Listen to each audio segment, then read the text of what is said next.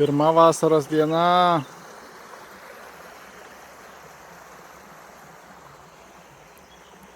Nusipirkau bandelių. Suvalgiau ledų porciją. Važiuosiu namo, bet pakeliui sustojau šitą nuostabų parkelį.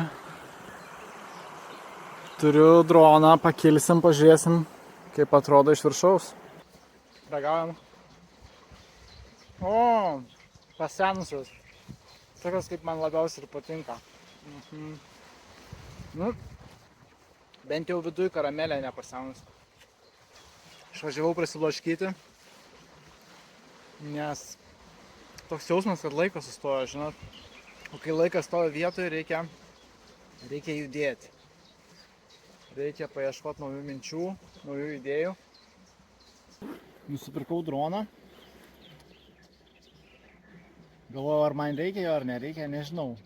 Niekada neskridau, vaikystėje visą laiką norėjau skraidyti. Atsimenu, netgi turėjau tokį sapną, kur skrendu.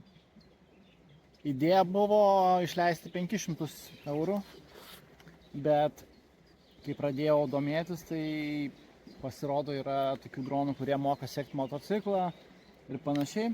Tai galvoju, kad gal dabar laikas išleisti daugiau. Ir nusipirkau 4 modelį DJI Mini Pro.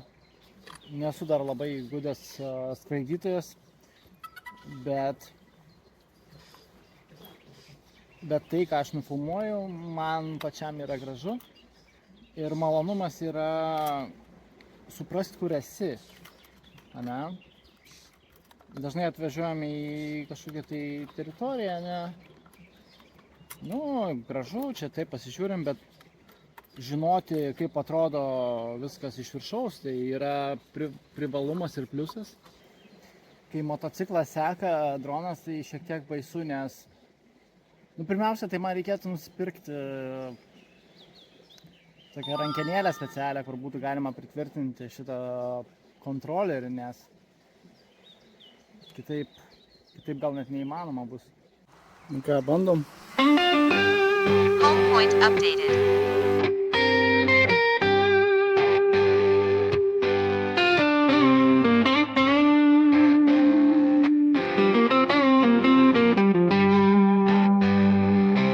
Viskas, grįžau namo iš savo trumpo pasivažinėjimo su motociklu.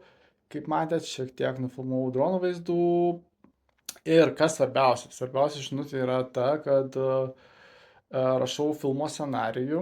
Pagrindinis herojus randa naują darbą ir tokioje agentūroje, kuri samdo influencerius.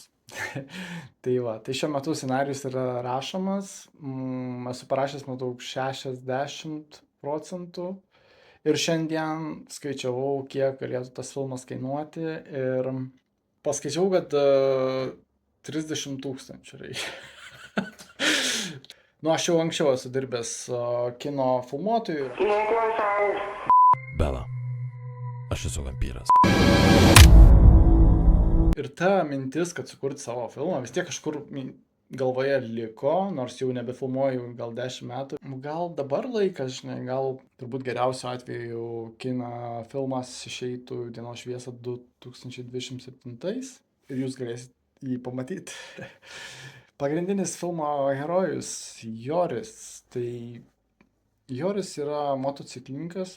Joris šiek tiek filmuoja motociklus, šiek tiek turi savo ten kažkokią Facebook'e grupę ir panašiai.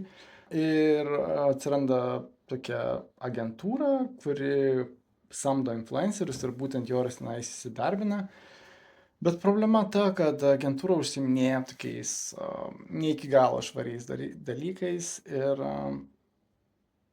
čia atsiranda toksai konfliktas, ką reiškia meluoti, ką reiškia kalbėti tiesą ir panašiai. Ir kas svarbiausia, tai naujame darbe Joris susipažįsta su kolegė, su kuria visai neblogai vystosi santykiai. Jo bent jau jam atrodo, kad jį supranta, jis atrodo ją taip pat kažkiek supranta. Ir jie kartu turės įveikti ne vieną užduotį ir pažiūrėsime, kaip viskas baigsis. Tai turbūt tik laiko klausimas, kada filmas pasirodys. Žinai, kad aš žuvies nevalgau. Palauk. Palauk.